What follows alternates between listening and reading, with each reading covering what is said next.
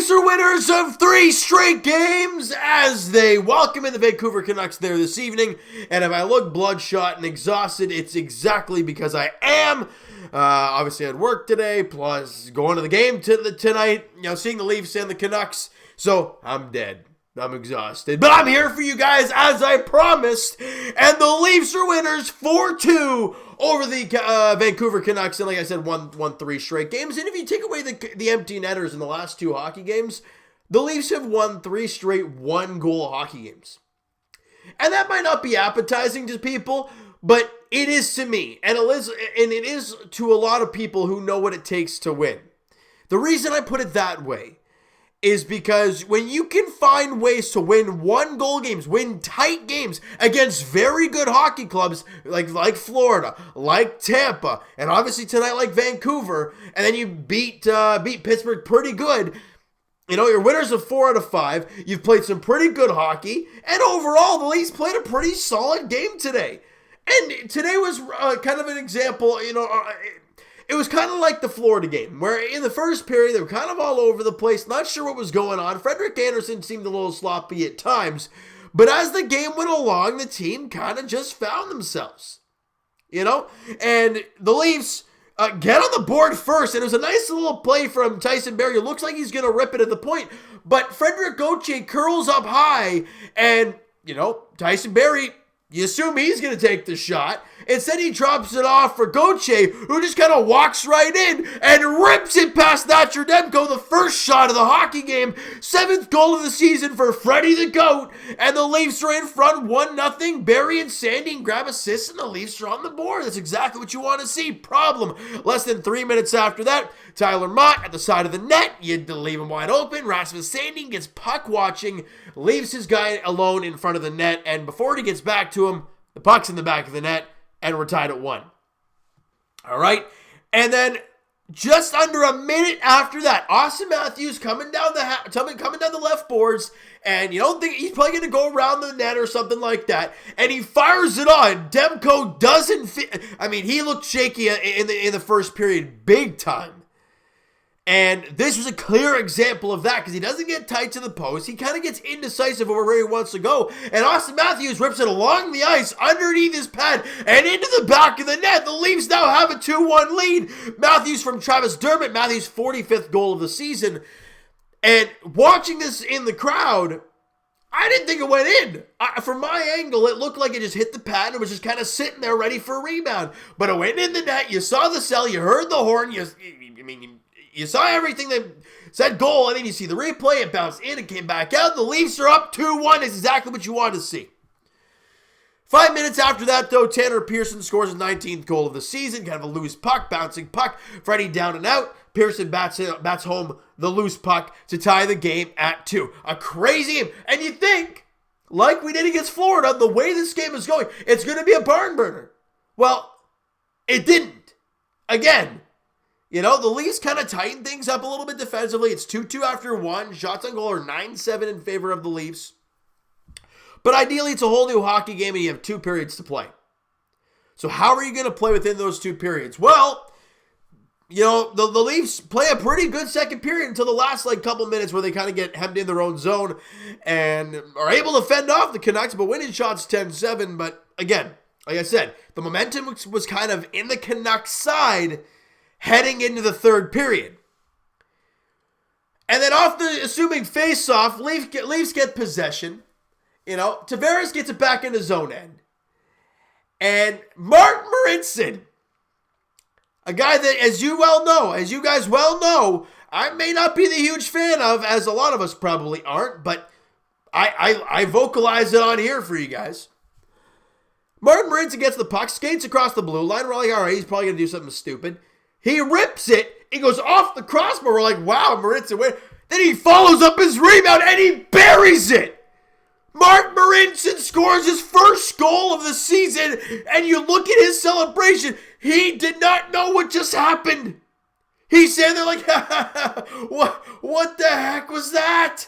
And that's all what we're thinking too. Because I'm in the stands standing up like, what? You have Frederik Gauthier score. You have Austin Matthews scoring a very weird one. And then in the third period, you have Martin Marincin scoring his first goal of the year. I mean, incredible. Tavares and Barrie grab assists, and the Leafs got the lead back 18 seconds into the third period. Incredible. It's a 3-2 game. Now you got to fend off an attack. And as we saw against Florida, we saw it again today. There were moments in that third period where the Leafs did get hemmed in their own end a little bit, but then they got some quality chances. But Frederik Andersen made the big save. And statistically, he had a good night. 2 goals on 27 shots is a very good number, but not even going off of that, you look at the 13 shots he faced in the third period. He stopped all 13. He stopped all 7 in the second. He stopped his final 20. Did he allow 2 on the first 7? Yes. But go back to that Florida game. Didn't he allow 3 on 9 or something like that? A 3 on 6? And then didn't allow any of the rest of the hockey game? That's exactly what happened again today, guys. Now, I don't want it to be kind of a reoccurring theme that Frederik Andersen doesn't play well in the first period, and then he finds himself in the later periods, because by then, good teams, great teams in the playoffs will bury you early. But what a job by Frederik Andersen. And what a job by the Toronto Maple Leafs yet again. People can say all they want about luck. People can say this. Do you look at the Toronto Maple Leafs decor right now? It ain't very good. It consists of Dermott, Tyson Barrie, Justin Hall, Martin Marincin, Rasmus Sandin. I know I'm missing some other guys there. Let me see if I can find out who the heck I missed. I got Rasmus, Justin Hall. I think I already said him. Callie Rosen played today. And this team has won 3 straight games against 3 straight really good teams. Tampa Bay, Florida was battling for their lives, and actually Florida lost in the shootout today. So the Leafs gained that 1 more point on them. They have a 5-point lead over the Panthers in the third place in the Atlantic Division. Very, very nice to see there. And then you go in, and then you welcome in Vancouver today. Obviously, the team is not very healthy right now. Lost Jacob Markstrom, Brock Besser still out. For Leaf fans, we also got to remember, we don't have Morgan O'Reilly, we don't have Cody Ceci, we don't have Jake Muzzin. 3 of our, I wouldn't say Cody Ceci, but 2 of our great defensemen and 1 of our top 6. And you've won all 3 games in regulation, and then, you lost Carolina in that abomination of a game. But then you beat Pittsburgh 4-0. The Leafs have won 4 of the last 5 games. In the last 3 at least, I guess the 4 wins they've played, they've showed a lot of compete. And from watching the game live today, this team had their legs going. They were playing with some physicality. Did you see Rasmus Sandin lay out Tanner Pearson in the middle of the ice? I mean, that's nice to see. See a young 19-year-old with an open ice hit? I'll take it. And the Leafs did a job tonight. They did a great job.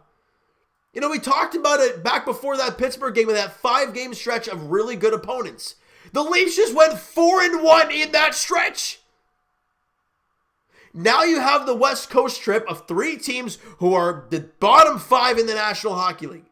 I mean, bottom 6 or 7, but in that range, bottom 10 at least. They're not very good. You go to San Jose, you go to LA, and you go to Anaheim. I'm not saying you have to win all 3, but I think every single Leaf fan will be able to sit here and tell you that there is a damn good chance this team can take all 3 games. And the way this team is playing, and the way things are going, you hope they can do so. And Frederik Andersen's play over the last few games has really stepped it up. Freddie today obviously picks up his 28th win on the year. A much better statistically good game for him. And 2 goals against average, obviously only allowed 2 goals. And a .926 save percentage. So a really good night in net for Frederik Andersen. All right, Austin Matthews with a goal. Hyman with a goal. He had the empty netter, by the way. I didn't even mention that. It was a nice little feed from Mitch and Marner to Zach Hyman for the empty netter. His 21st goal of the season. Marner and Dermott grab assists. And that was the 4-2 goal there to finish that one off. So like I said, Matthews, Hyman, Marincin, and Gauthier all grab points. Dermott and Barrie both with 2 assists in the hockey game. Marner, Tavares, Sandin were the other guys with lone assists in this one. An incredible game tonight at Scotiabank Arena. A back-and-forth first period, a very slow second period, and the Leafs are able to punch early in the third and hang on to win this tight game against the Vancouver Canucks. It was a great game at that. It was kind of really back-and-forth game between two teams who were fighting for their playoff lives, and the Leafs just pushed it that much farther. Thank you to Martin Marincin's game-winning goal. I mean, not only did he score a goal, it was the game winner. I mean, that just makes it even funnier for Martin Marincin. I love it. I mean, you guys would say, well, James, you're going to talk, he's garbage. He had one goal. If he could show me on a night-in, night-out basis that the guy blocking shots today, the guy that I thought played a really good hockey game, if that's Martin Marincin of the future and the Martin Marincin we're going to see consistently, then I will not say a word about the guy. But we've never seen it. And he's the longest tenured Leaf. And I've barely ever seen that from Martin Marincin. Sorry, guys. I'm just going to, like I said, going all crazy here with all my sinuses. We're walking home. It's freezing out there. But with Martin Marincin, guys, he's a guy that, has been up and down with the Leafs and the Marlies. Obviously, had one full year with the Toronto Marlies. I think they won is that the year they won the Calder Cup? Could be wrong. But he was in the press box most of last season. He's been up in the press box this year quite a bit.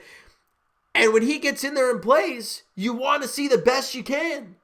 And tonight was one of those nights for a guy like Martin Marincin. He blocked, I don't know how many shots today. How many block shots did Martin Marincin have? Yeah, he blocked 6 shots.